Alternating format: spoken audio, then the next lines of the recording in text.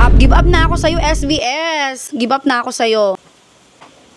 Hi mga kasana all, this is Madam Sana All and today we're going to SVS Korean Salon after nung last punta natin nung January because of course dahil nga sensitive ako sa pagbubuntis ko. And as you can see guys, kung nakikita nyo maraming pimples ko dito sa forehead, all over my face, dito sa nose and even here sa chin is nawala na po siya. Actually, naniniwala naman ako talaga na dala lang ng pagbubuntis yon. But of course, I won't wait na kusa siyang mawawala. Knowing na meron naman akong sabon, pampawala talaga ng pimples ko, this one. Guys, paubos sale, 300 na lang po ito, 135 grams natin na sabon. Just don't mind the expiration date kasi yung iba, merong naka 1 year lang na expiration in which yung shelf life talaga ng mga cosmetics products is 2 years, okay? 2 years talaga yan. Na wrong print lang yan. At saka, hindi ko na naibalik yan because I am no longer connected to that manufacturer. So, habang meron siya, grab it na. And since today is our 5 months, later on, tatanggalin ko na po itong belly piercing ko. And, supposedly, hindi pa talaga sana ako babalik ng SVS kasi nga 'di ba yung salon is prone sa chemical, hindi pwede yung buntis. So later on mag-wear lang ako ng mask. So ngayon pupunta ako for the reason na tingnan nyo naman, hands up, give up na ako sa'yo SVS, give up na ako sa'yo.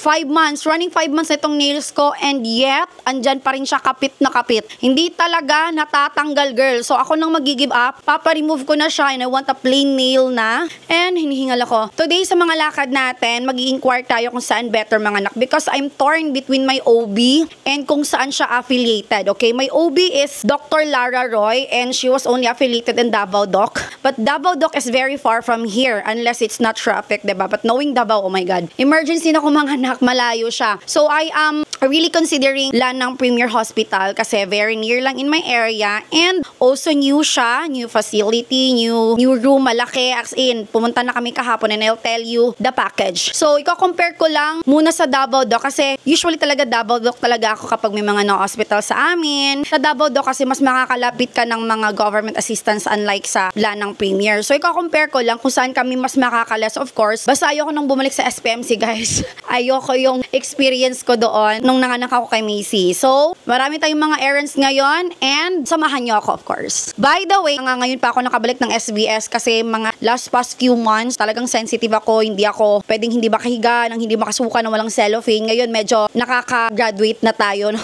Graduate na tayo. Pero ipapatanggal ko na lang yung nails ko at saka magpapa-shampoo. So naka-half bath na ako. Magpapa-shampoo lang ako doon. Magpapa-help ako sa dandruff ko. And kung napapansin nyo dati kahit yung kilay ko nagka-dandruff, yung nose, yung hair ko. But I'm so happy na talagang I'll show you my picture before. Yan. Yan yung forehead ko. Ew. Sagsagan pa ng mga first trimester. I'm on my second trimester na right now and dahil lang yan sa help ni Gluta. Kaya makikita nyo ito sa TikTok, Wear Me by Maricar. Merong 300. I-grab nyo na, ang daming nagcha-check out nyan. Kasi nga, paubos sale muna tayo ngayon. Hindi pa ako makakabenta. So now, since I finally got to wear my outfit for today's video, I'm going to remove my belly piercing na. Kasi every 5 months talaga ako nag-remove nito. Nung kamisi din. Yo, medyo masikip na siya kaya... Yak, sambaho.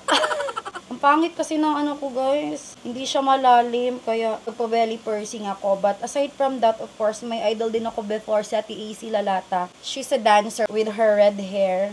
Yeah, hinihingal ako.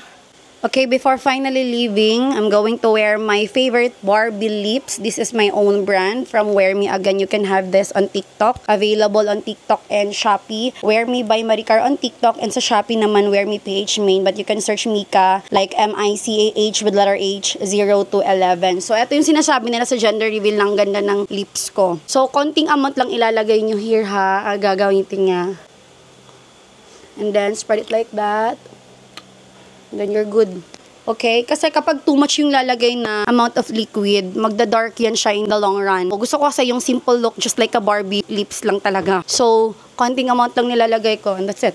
We're ready to go. So guys, nagkaaberya kami kasi when we are about to leave, may banggaan naganap and kawawa si kuya talaga. Naawa kami sa kanya, though mali niya. Pero since nito kami ngayon sa bank, covered naman siya sa insurance. So if hindi kami maka-cash out, hindi na namin siya pababayarin. But of course, kung merong cash out, parang hindi ko alam may sinasabi kasi hindi kasi talaga ako like knowledgeable sa car guys. Kaya si Bobby talaga pinapaano ko. Pero sabi ni Bobby, if ever maka-cash out, at least siguro kasi na na-report na namin eh. Na-late pa si Macy sa school. Ang dami naming lakad today, pero yun, ito nasingit pa. Tapos pupunta na naman kami sa car company. So, bale, ayun nga ang nangyari. If makakash out kami, papasettle namin sa kanya ng kung ano yung kaya niyang bayaran. Let's say, for example, every 15:30 kasi nagtatrabaho siya sa out of nowhere. Naawa talaga ako kay kuya, guys. Pero, hindi ko alam kung anong point ni Bobby. Parang gusto niya kasing ma-learn ng mga motorista na hindi magpatakbo ng mabilis or dumaan sa maling daan or what. Tapos kanina pet peeve ko talaga yung may tatawid, guys. Dito pa siya tatawid pero yung ulo niya doon sa kabila na nakatingin. Dapat sana yung mga tatawid, no? Kung dito ka pa tatawid banda, hindi mo alam kung yung driver nakikita ka ba or not or nagsa-cellphone may kinukuha yan. So you need to wait until nasa gitna ka na bago ka lumingon sa kabila. Anyways, going back. While waiting kay Bobby sa insurance, sa lahat ng mga buntis na nagplanong mga anak ng private, so ang inquiry ko sa maternity package ng ng Premier is they have normal delivery. Private room na yan siya starts at 25,000 and then cesarean 37,000. Hindi necessary itong executive suites, both normal and cesarean kasi sa private room pa lang maganda na talaga kasi nga new hospital yan, I tell you. But if you'd like talaga na bongga, then of course, choice mo yan. Basta kung private room 25 for normal and executive 39. Cesarean naman private 37, executive 55,000. Now, ano ang inclusion? Kunwari, of course, I am aiming normal delivery and that's 25,000 for the private room. Ano inclusion yan? Normally, ang inclusion yan sa hospital lang talaga. Yung room mo for 2 days, yes, 2 days only, and then yung mga supplies. But if ever daw, kunwari may lab ka, prior, or emergency, additional payment na yon. Then, doctor's professional fee, of course. And then, iba din ang charge ng baby. Of course, sa mother, iba naman talaga yan. Aabot siya ng mga, oh my God, Bobby is calling, I think. Yeah. Hold on. Po. Oo, sige, okay lang. Sige, bye-bye. Ay, naiipit na yung tiyan ko. Okay, so mga aabutin siya sa normal delivery ng ano ha, walang komplikasyon, 70 to 90,000 kasali na yung doctor's professional fee, charge ng bata sa'yo, lahat-lahat na. And then for the cesarean is 90 to 120,000. Yun yung ipe-prepare namin. But, nag-a-accept lang sila ng PhilHealth. Only PhilHealth for the government assistance. So now, we're planning to go to Davao Doc as well to inquire para malaman natin at makompare natin. Kasi sa kanila, yung normal delivery starts with 25,200. So, mahal ng 200 dito. At sa cesarean naman, 37,000 plus. Mahal lang siya ng plus dito. Almost magka-same rate lang sila. However, we need to know if si Davao Doc po ba is nag-a-accept ng government assistance. Because way back in 2021, nung na-operahan ako ng appendectomy, may appendicitis kasi ako dito. Like, 0 yung bill ko, they accept. Emergency kasi din talaga yun. Hindi ko alam pag hindi emergency kasi yung pagpanganak, hindi naman emergency yan. Emergency sa buwanan, pero dapat, alam naman natin, syempre yung mga anak, naka-prepare yan. Oh my God, one moment. Hindi ko mabot. Ang bilis mo. Kaya na? I need to call someone. Okay, I'm going to end this. Usap tayo mamaya dahil punta muna kami ng Davao Doc and then I'll let you know para kayo din mga buntis na mga anak ay makapag-prepare in case you want a private hospital as well. So, adios for now. OMG, it's good to finally back. Guys, I'm finally here. Na-miss ko sila. Nagdala din ako ng sabon for them. Nainggit ako si nails na ni Mama. Pakita ko di mong nails. Ayun. So, ipapagaya ko kasi na-convince niya ako. Pero sa paa, hindi na siguro muna. Kasi ang concern ko lang sa paa talaga is wait. Diyan sa may parang malaki, yung sa may thumb part, is tumutusok na kasi yung kuko ko. Hindi na ako makalakad ng maayos at masakit siya kapag nababangga. That's the reason why I'm here again. But then again, papalinis ko lang siya but without gel. So, yung kamay lang muna for now. Of course, before and after muna tayo. And this one look very satisfying na siya for me now. Kasi dati pag may napapanood akong ganitong video, talagang iusyo for me. But now na I badly need to remove that pain, very satisfying na siya. Not just for my eyes, but in my real feeling na dahil nakakahinga na siya. So, pasintabi na lang sa mga kumakain mga mima. Hi guys, so we're done and I don't think I have time pa for my hair. Maybe tomorrow na lang, but tomorrow marami din akong sked, so we'll see. And ayan, instead na magpatanggal lang, I ended up having a new nail gel. But it's fine, I love it. Since 5 months pa lang naman tayo, we still have much time before giving birth. Wala na talaga dapat. And yung lashes, hindi ko feel yung lashes ngayon. Siguro mga before mga anak, para maganda tayo mga anak, ano. And sa pa ako guys, Bobby, can you move closer? Ayan. Pinalinis ko lang dito yung kuko ko na masakit na masyado sa gilid. And finally, super gaan na ng feeling ko. Dahil hindi na siya masakit at saka malinis na din siya at the same time. This is my new nails from Miss Million Nails. Dito lang sa SVS Korean Salon. So here's the reason kung bakit ako na-convince. Kasi nakapag-try naman talaga ako ng cat eye effect. Just correct me if I'm wrong. Pero yung kulay kasi ng gel, parang tubig crystal or something. Kaya na-convince ako. Bye!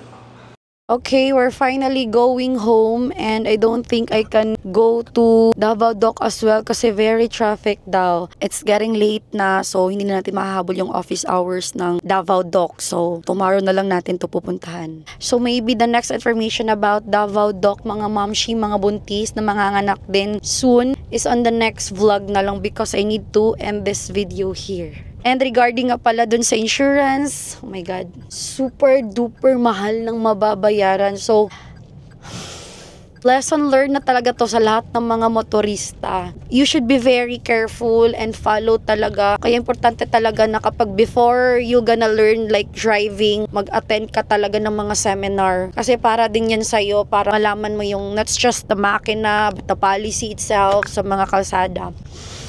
I don't think kakayanin niya yun, pero depende kay Bobby. Alam nyo kung gaano siya ka-OC sa car, guys. Kung gaano siya ka-arte at ka-very careful kay gulat. So, hindi ko siya kayang i-please.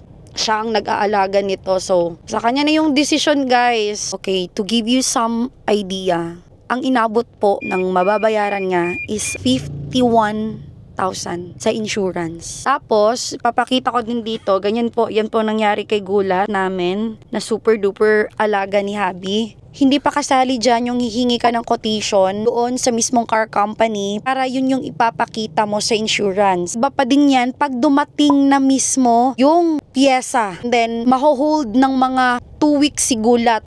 Talagang kausapin namin kung pwede mga 3 days lang kasi hindi namin kayang wala si gulat. Lalo not everyday may vlog po kami kasi nga buntis ako. So, the only thing we could ever do is 2 report yung hihingi namin sa police.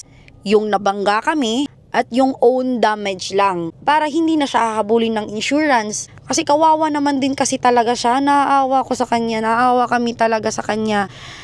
Kung hindi kasi natin yan siya, kung i-let go lang natin, hindi din sila like mal-learn. So, it's good thing na ma-share niya din as well sa mga kapwa niya motorista and at the same time, he will not do it again na mag-follow na talaga siya ng rules. And guys, to tell you, like, hindi talaga makakabayad yung sorry, lalong-lalo na kapag maglalabas kami ng pera. So, kung alam natin medyo naghihikahos tayo or sakto lang yung income natin, avoid na lang tayo maka-disgrasya, makaabala, or gumawa ng mali, guys. Okay? Yun lang talaga ang masasabi ko sa situation na to.